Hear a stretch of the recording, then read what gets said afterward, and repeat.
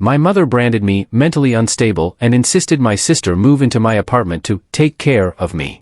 While I was out one day, they tossed my belongings onto the street and changed every lock. Can you believe your own mother would break into your apartment, trying to have you illegally evicted and framed as mentally unstable, just so your sister could live there for free? That's not some crazy movie plot, that's my family, and it pushed me to a point I never thought I'd reach. I'm a 30-year-old zookeeper, and for the past 5 years, my apartment has been my sanctuary. It's nothing fancy, just a modest one-bedroom, but it's a godsend, a 10-minute walk from the zoo's employee entrance. After 12-hour shifts caring for everything from temperamental primates to massive elephants, that short commute is absolutely crucial. My mother, she's 54, runs a small yoga studio. She's always been the type who genuinely believes she knows what's best for everyone, especially her children. Growing up, she had this way of making you feel like the worst person on earth if you didn't immediately comply with her wishes. I thought I'd escaped that when I moved out 8 years ago, but apparently, some patterns just never change. My younger sister, 28, works as a retail manager downtown. She currently lives with mom in the suburbs, meaning a brutal hour-long commute each way. Lately, she's been complaining nonstop, the drive, gas prices, wear on her car. All valid concerns, I guess. But instead of, looking for her own place like a normal adult, she's enlisted our mother in a full-blown campaign to guilt me into giving up my apartment. It started about 3 months ago with subtle hints. Mom would call after a particularly grueling shift, the kind where you've been knee-deep in rhino enclosure maintenance or dealing with a sick tiger, and she'd casually mention how tired my sister looked. She's just exhausting herself with that commute, she'd sigh. It's really taking a toll on her health. Then the comments escalated. Your sister works with the public all day. She needs to look presentable, not exhausted from driving. You work with animals. They don't care if you're a bit tired. As if my job doesn't require intense focus and physical stamina. As if one wrong move with a stressed elephant couldn't result in serious injury or death. Last week, things reached a whole new level. I'd just finished a 16-hour emergency shift. One of our pregnant giraffes had complications during labor, and I'd been part of the team monitoring her all night. I was dead on my feet when my mother showed up at my door at 7 o'clock in the morning, my sister in tow.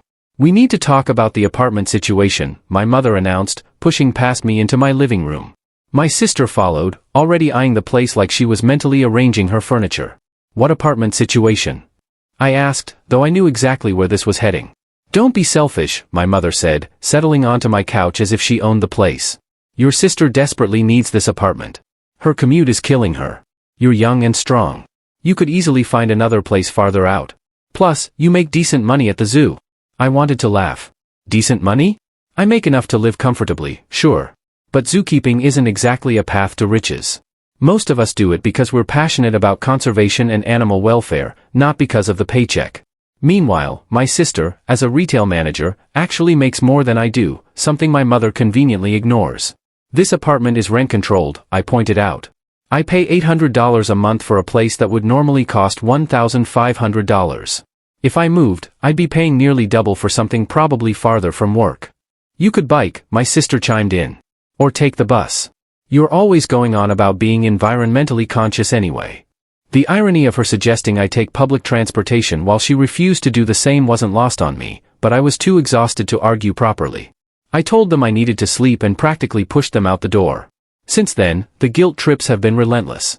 Daily calls from my mother about how I'm destroying family bonds and being inconsiderate. Text messages from my sister with links to apartments in sketchy neighborhoods 40 minutes from the zoo. Even posts on social media about the importance of family sacrifice that are clearly directed at me. The worst part? My mother has started showing up at the zoo.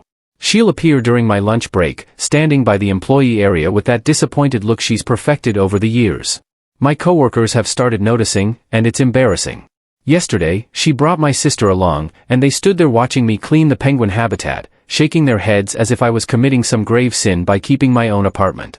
I'm exhausted. Not just from my job, which I love despite its challenges, but from this constant emotional warfare.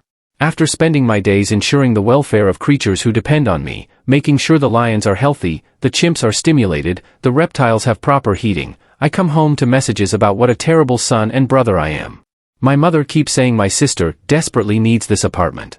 But from what I can see, what she desperately needs is to grow up and find her own place. She's been living rent-free with our mother for 3 years since she broke up with her ex. She has the money for her own apartment. I've seen her designer handbag collection and her frequent vacation posts. But why spend that when you can guilt your brother into giving up his home? I feel like I'm going crazy. Am I being unreasonable? After working with potentially dangerous animals all day, is it too much to ask for peace in my own home? The location of my apartment isn't just about convenience. It's about safety. When we have emergency calls, which happen more often than you'd think, I need to be able to get there quickly. Last month, we had an escape situation with one of the smaller primates, and I was there in 8 minutes.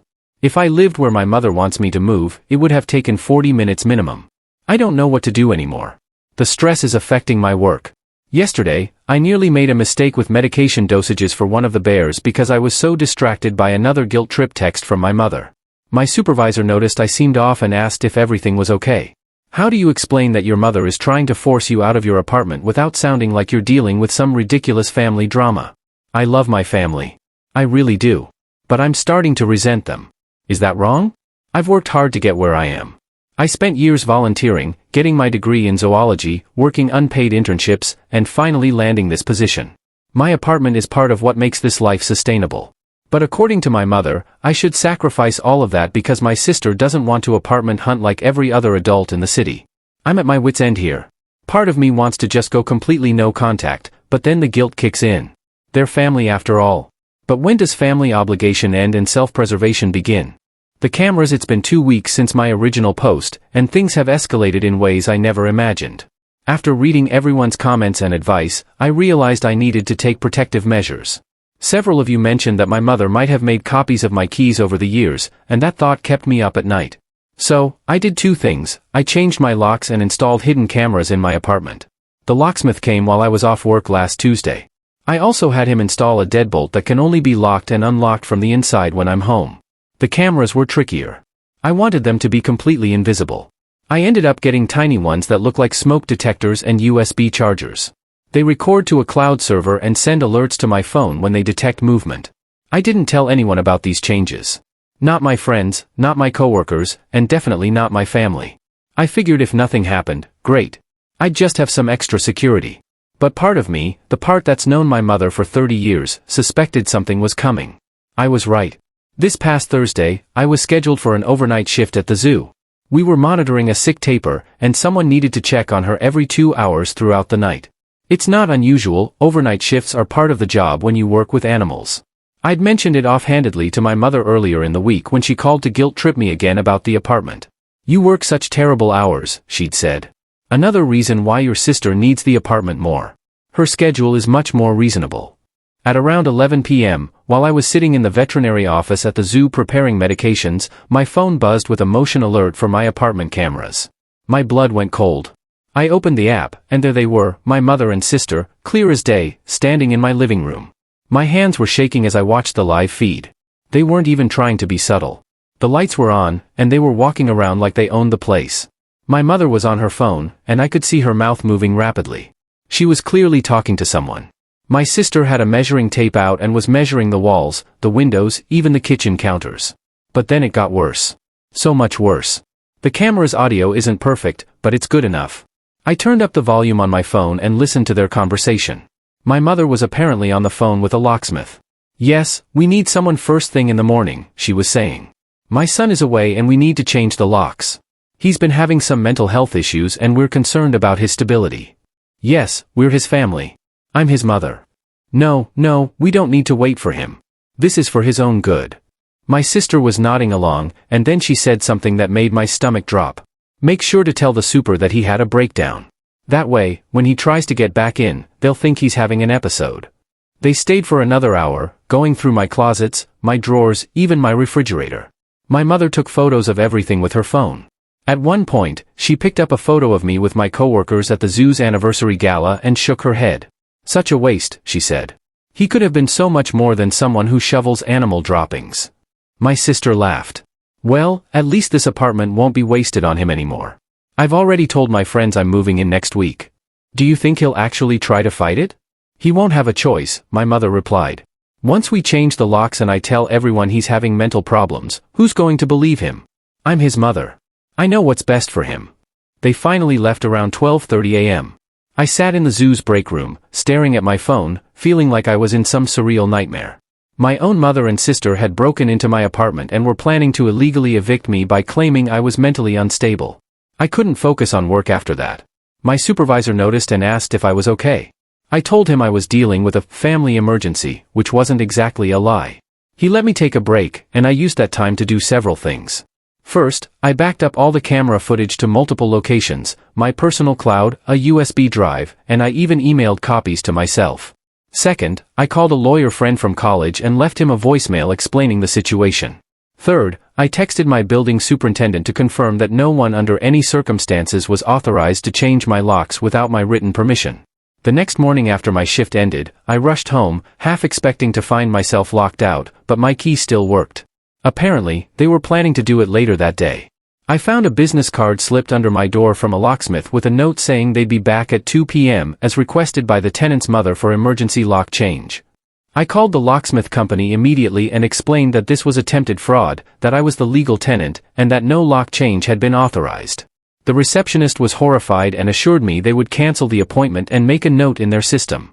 Then I sat down and watched the full footage again, this time, taking notes of everything they said and did. The more I watched, the angrier I became. This wasn't just about wanting my apartment. This was about control.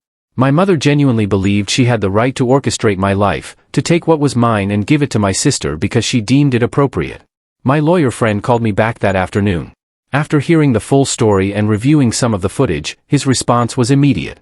This is breaking and entering, conspiracy to commit fraud, and potentially attempted theft. You need to file a police report today. But I hesitated. Despite everything, the thought of getting my mother and sister arrested felt extreme.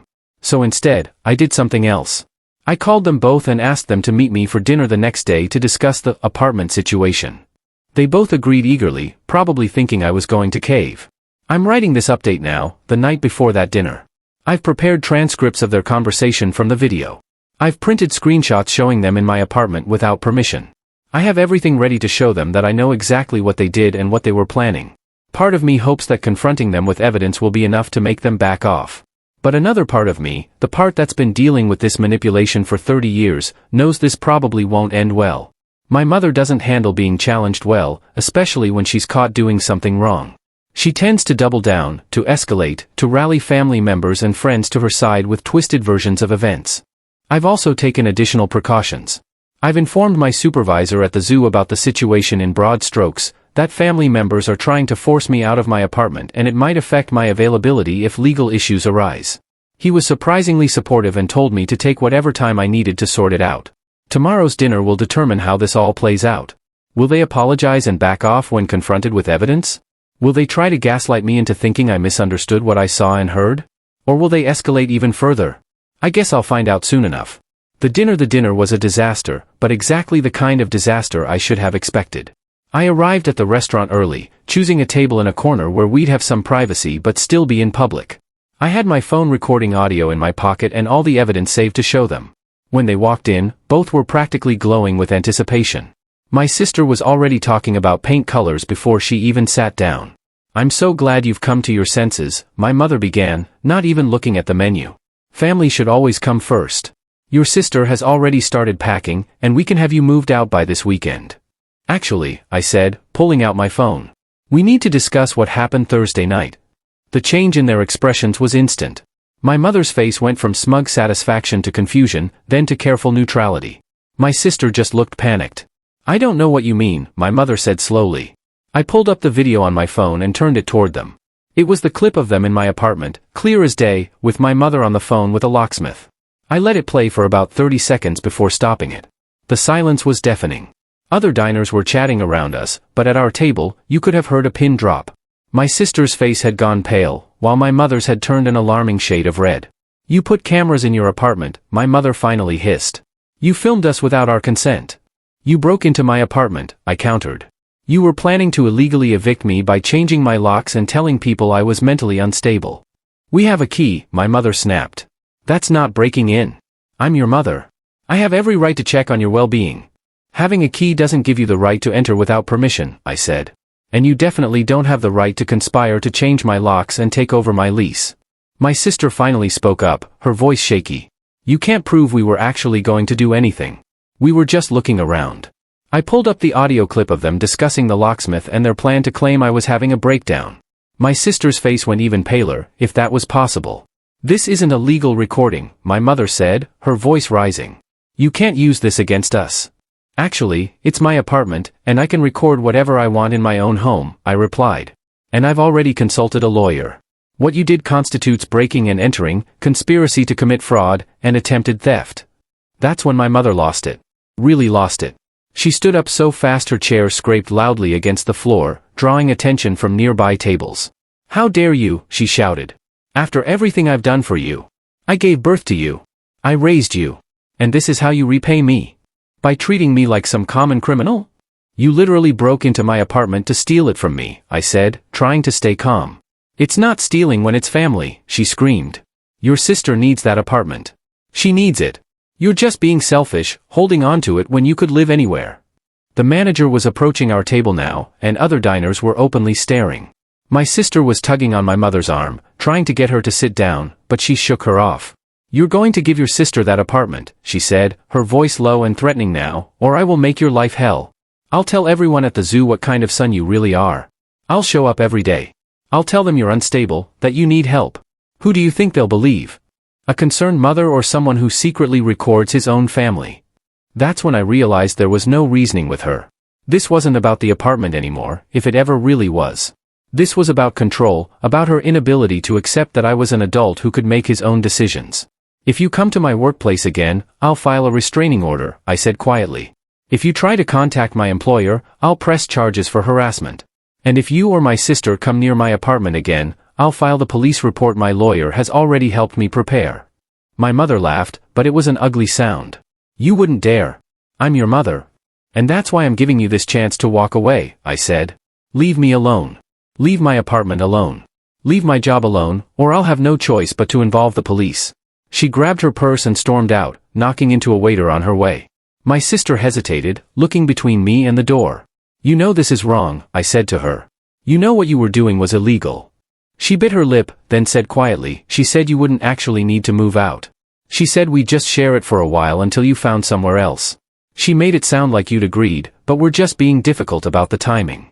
I stared at her. "And you believed that while measuring my apartment and talking about telling people I was having a mental breakdown?" She had the grace to look ashamed. "She's very convincing. You know how she is." "I do," I said. "The question is, are you going to keep going along with it?"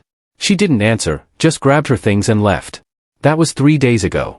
Since then, I've received approximately 50 text messages from various family members, all saying versions of the same thing. "How could you threaten your mother with police? How could you choose an apartment over family? Don't you know she just wants what's best for everyone?" I've also received several voicemails from my mother, ranging from tearful apologies, while still insisting I'm overreacting, to threats about ruining my reputation. My sister has been silent. Yesterday, however, things escalated again. I got a call from my building superintendent. My mother had shown up at his office with printed, forged emails supposedly from me saying I was planning to sublet the apartment to my sister and asking him to prepare the paperwork. Fortunately, the super called me to confirm before doing anything. I sent him the real evidence of the break-in and explained the situation. He was appalled and has now banned both my mother and sister from the building, putting their photos at the security desk with instructions that they're not to be admitted under any circumstances. But I know this isn't over. My mother doesn't give up when she believes she's right. And in her mind, she's always right. The fact that I've stood up to her, that I've threatened legal consequences, has probably only made her more determined. I've started the process of getting a restraining order. My lawyer friend is helping me file the paperwork. I've also informed HR at the zoo about the situation in more detail, providing them with copies of the threatening messages in case my mother follows through on her threat to contact them. It's exhausting. I go to work and try to focus on the animals, but I'm constantly checking my phone, worried about what she might do next. My coworkers have noticed I'm on edge. Yesterday, while I was feeding the gibbons, one of them, a particularly perceptive female named Luna, kept touching my hand through the enclosure fence like she could sense my distress. I love my job. I love my apartment. I've built a good life for myself, and I'm not going to let my mother's manipulation take that away from me. But the stress is wearing me down. I'm double-checking my locks obsessively. I jump every time I get a notification on my phone. I've started parking in different spots at work in case she's watching my routine. This shouldn't be my life. I shouldn't have to protect myself from my own mother. But here we are.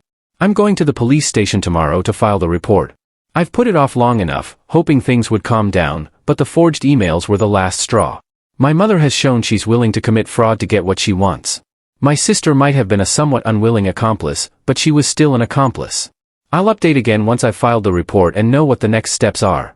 For now, I'm just trying to take it one day at a time, focusing on my work and remembering why I love what I do. The animals don't judge. They don't manipulate. They just need care and respect, which I'm happy to provide. It's more than I can say for some humans in my life. Final update, 2 months later I'm writing this final update from my apartment. Yes, my apartment, where I'm still living peacefully and securely. It's been 2 months since I filed the police report, and the dominoes have fallen in ways I never could have predicted. After the forged email incident, I went to the police with everything: the video evidence, the recorded conversations, the text messages, the forged documents, and a detailed timeline of events.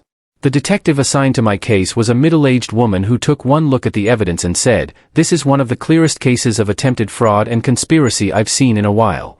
The police moved faster than I expected. Within a week, both my mother and sister were arrested. The charges were breaking and entering, conspiracy to commit fraud, attempted fraud, and harassment. My sister was released on bail the same day. My mother, however, made things worse for herself by arguing with the arresting officers and had to spend the night in jail before making bail. The arrest became public knowledge quickly. Very quickly. My mother had built her yoga studio's reputation on being a place of peace, harmony, and family values. Several of her longtime clients were apparently at the courthouse for various reasons when she was brought in, and word spread like wildfire through her suburban community. Within 2 weeks, her yoga studio was hemorrhaging clients. People don't want to take spiritual guidance and wellness advice from someone who broke into their own child's apartment. 3 of her instructors quit, citing ethical differences.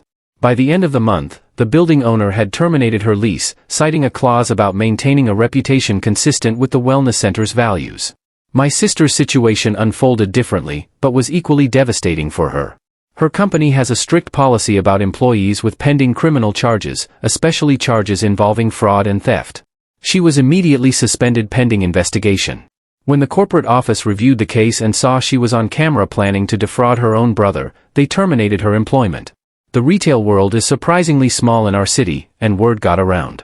Last I heard, she's working at a call center and living in a studio apartment an hour from downtown. But the real shock came during the legal proceedings. My mother, in her infinite wisdom, decided to represent herself, initially convinced she could explain everything away as a misunderstanding between family members.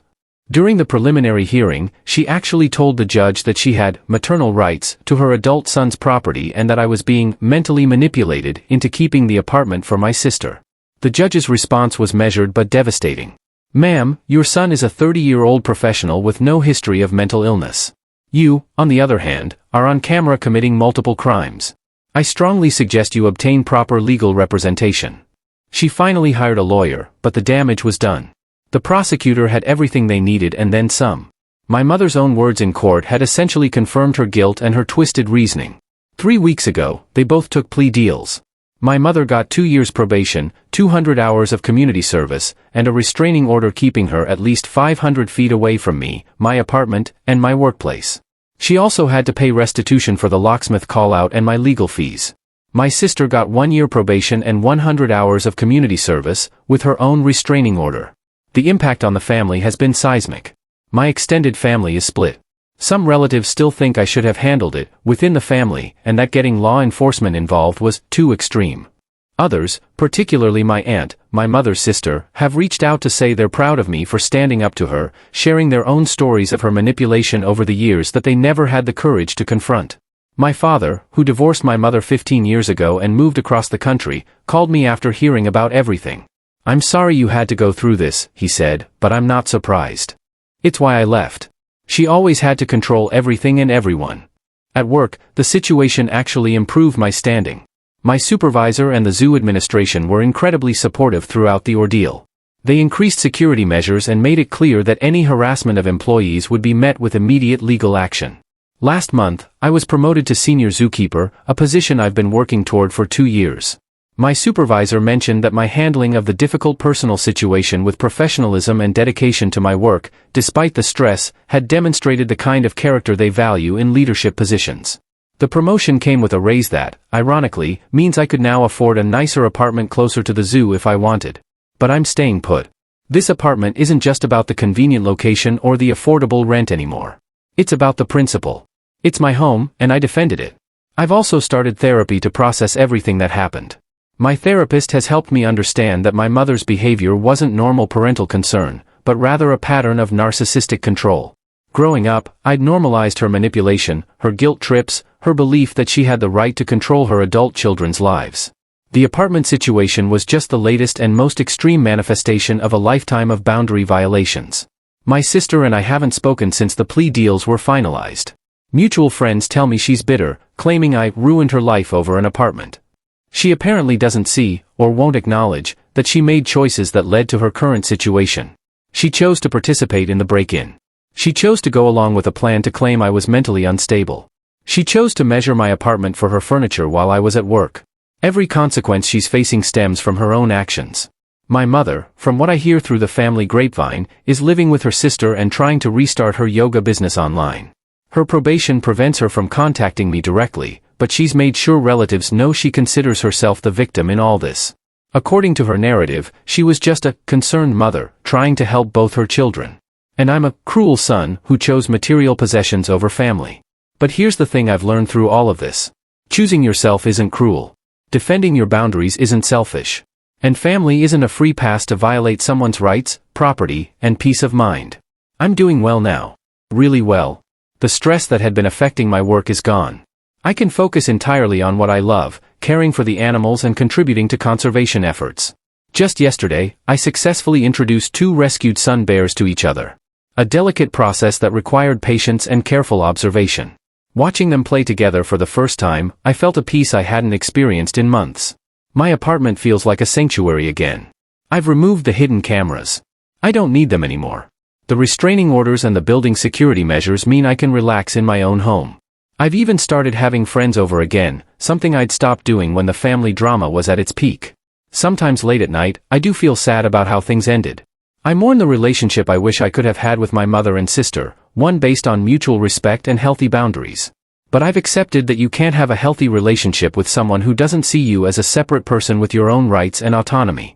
To everyone who supported me through their comments and messages when I first posted, thank you. Your validation that I wasn't crazy, that what was happening wasn't normal or acceptable, gave me the courage to take action. You helped me see that I deserve to live peacefully in my own home without manipulation and guilt. Life is good now. It's quiet, stable, and undamaged. I wake up each morning, walk 10 minutes to a job I love, spend my day caring for incredible animals, and come home to my apartment, my sanctuary that I fought for and won. That's all I ever wanted. Have you ever had to choose between your peace of mind and family expectations? When do you draw the line? Tell me what you think, I really want to know.